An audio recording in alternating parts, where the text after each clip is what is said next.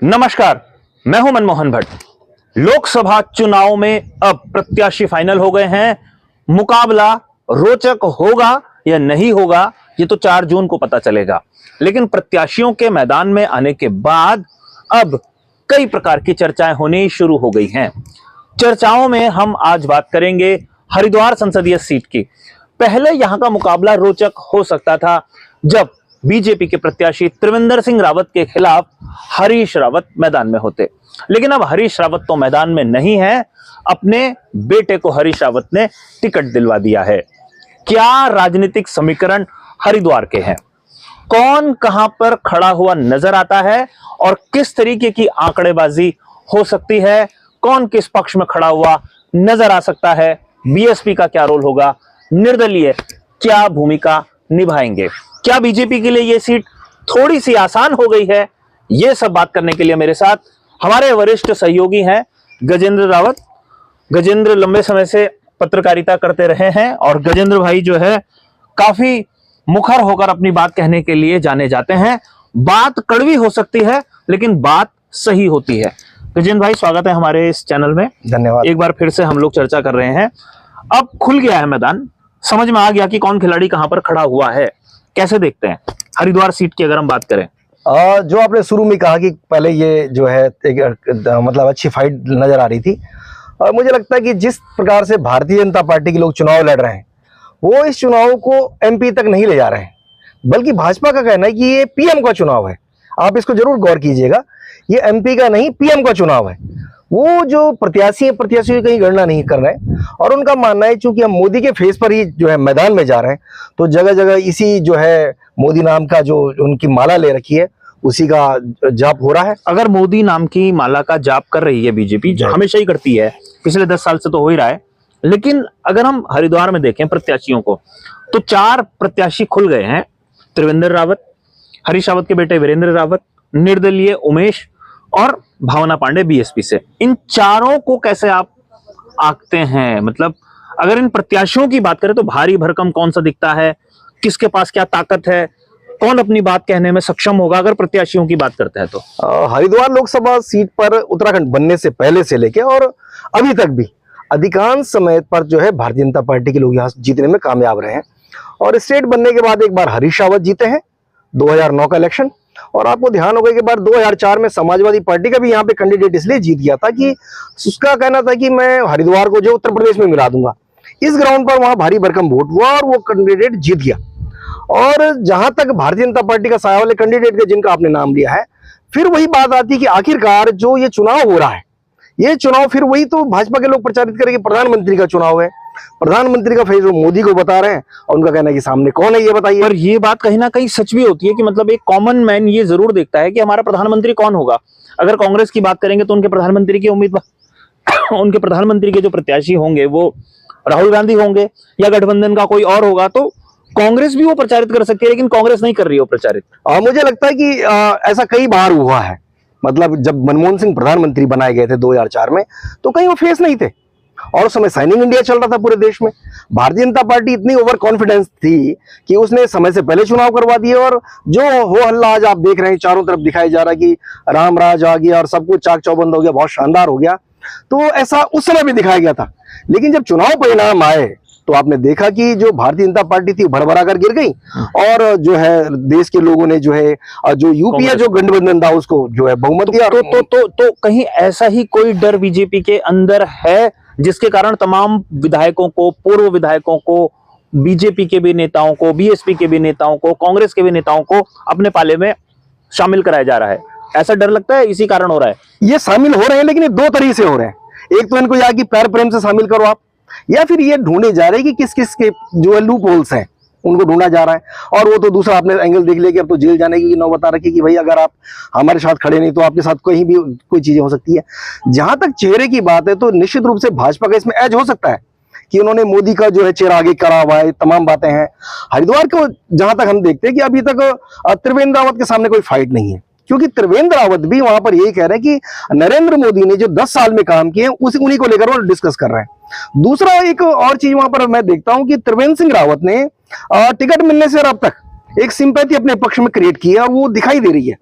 मतलब जो लोग ये मानते हैं कि त्रिवेंद्र सिंह रावत को मुख्यमंत्री पद से हटाने के बाद विधायक का भी टिकट नहीं दिया, तो आज वो जो है लोकसभा का चुनाव लड़ रहे हैं। और उस लोकसभा में जो भाजपा के बड़ी संख्या में जो लोग मानते हैं कि गौन केस हो गए, वो भी मैं देखता हूं कि लगातार त्रिवेंद्र सिंह के साथ जुड़ते हुए चले जा रहे हैं।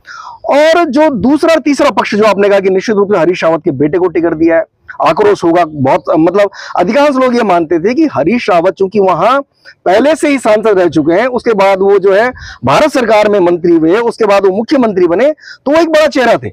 लेकिन जो विधानसभा चुनाव 2022 का जो चुनाव परिणाम है, वो दिखाता है कि हरिद्वार जनपद में आज भी आप कांग्रेस को कमजोर नहीं मान सकते। अगर हरीश रावत मैदान में होते तो टक्कर होती, आप मानते हैं इस बात? मेरा मानना है कि टक्कर आज भी होगी।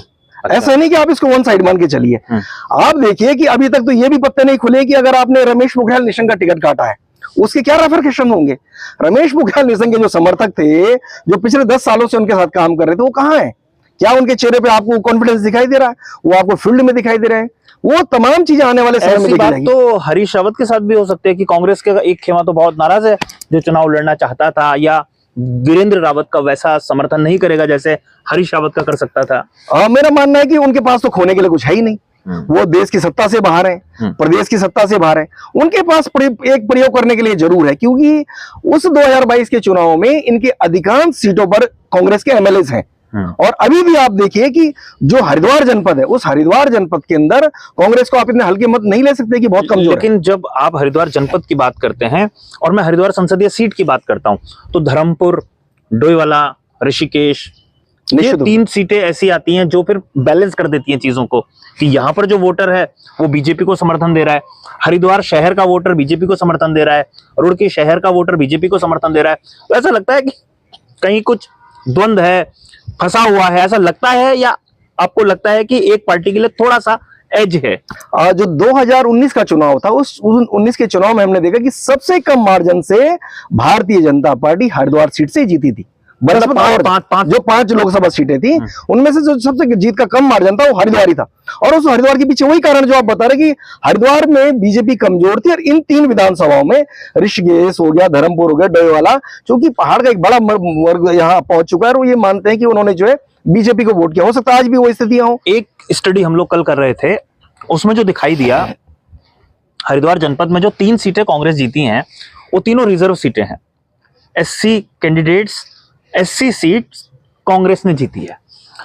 आपको लगता है कि जो एससी वर्ग है वो कांग्रेस को वोट करता है, या विधानसभा चुनाव के अतिरिक्त अब लोकसभा चुनाव में वो जो अनुसूचित जाति का वोट बैंक है वो बीएसपी की तरफ भी शिफ्ट हो सकता है? नहीं, मेरा मानना है कि वहां अनुपमा रावत भी चुनाव जीती है और एक जनरल सीट से जीती है।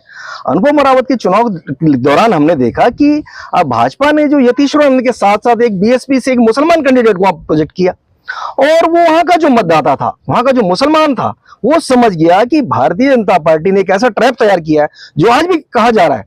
अभी जो जिस बसपा कैंडिडेट की आप बात कर रहे थे कि वो पांडे मैडम जो चुनाव लड़ रही हैं, भावना पांडे को बसपा का टिकट होना कोई सामान्य बात नहीं है।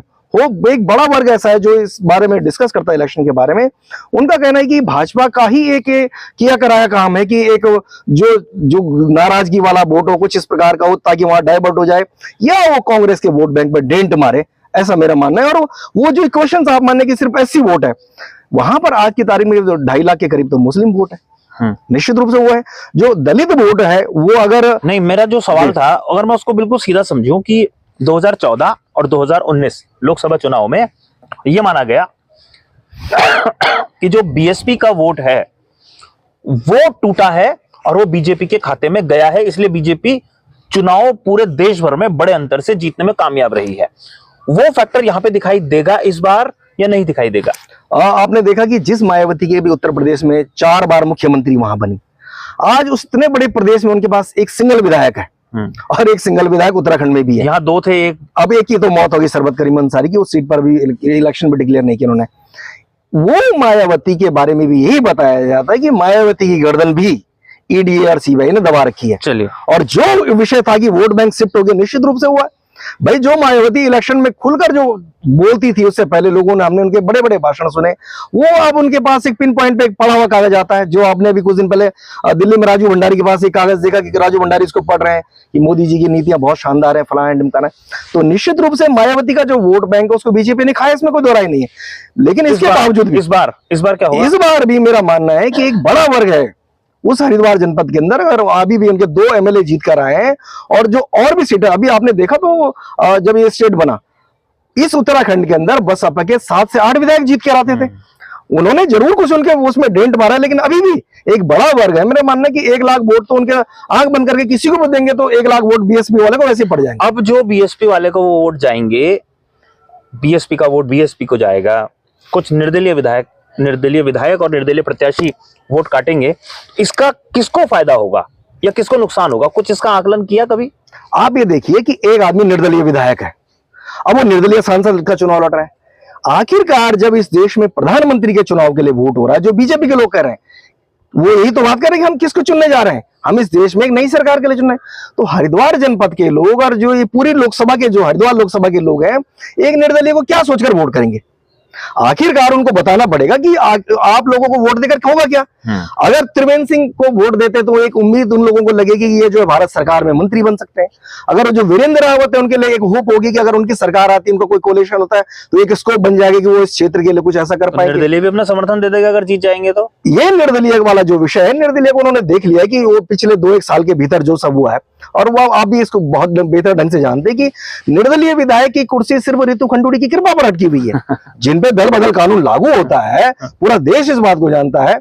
आगे वो बीजेपी की मजबूरी हो सकती है, रितु खंडूड़ी की भी मजबूरी हो सकती है कि उन्होंने उनको जो है डिस्क्वालीफाई नहीं किया, अदरवाइज कोई इश्यू नहीं कि नहीं होता है। तो ऐसी स्थिति में हरिद्वार लोकसभा का मतदाता एक निर्दलीय को वोट कास्ट करेगा, मेरा नहीं मानना है कि ऐसा होगा। चलिए, तो गजेंद्र ने अपना विश्लेषण स्पष्ट कर दिया है। निर्दलीय को क्यों वोट दिया जाए, एक तो ये बात समझ में आती है। दूसरा, बीजेपी मजबूत स्थिति में है, कांग्रेस ने भी कुछ जगह अपनी अच्छी तैयारी की है, उसका नतीजा 2022 में देखने को मिला है। 2024 में क्या होगा इसको देखने के लिए 4 जून तक इंतजार करना पड़ेगा। लेकिन जो कड़ी फाइट की उम्मीद हरिद्वार संसदीय सीट में की जा रही थी, ऐसा लगता है हरीश रावत ने सरेंडर जैसा कर दिया है और अपने बेटे के लिए अब वो प्रचार करेंगे। जनता या कांग्रेसी कार्यकर्ता कितना उत्साहित हरीश रावत के बेटे के नाम पर होगा, यह देखना काफी महत्वपूर्ण होगा। अभी के लिए साथियों इतना ही। अगली रिपोर्ट में, अगले किसी विश्लेषण में, अगले किसी इंटरव्यू में आपके सामने हम फिर से हाजिर होंगे। तब तक इजाजत दीजिए। नमस्कार।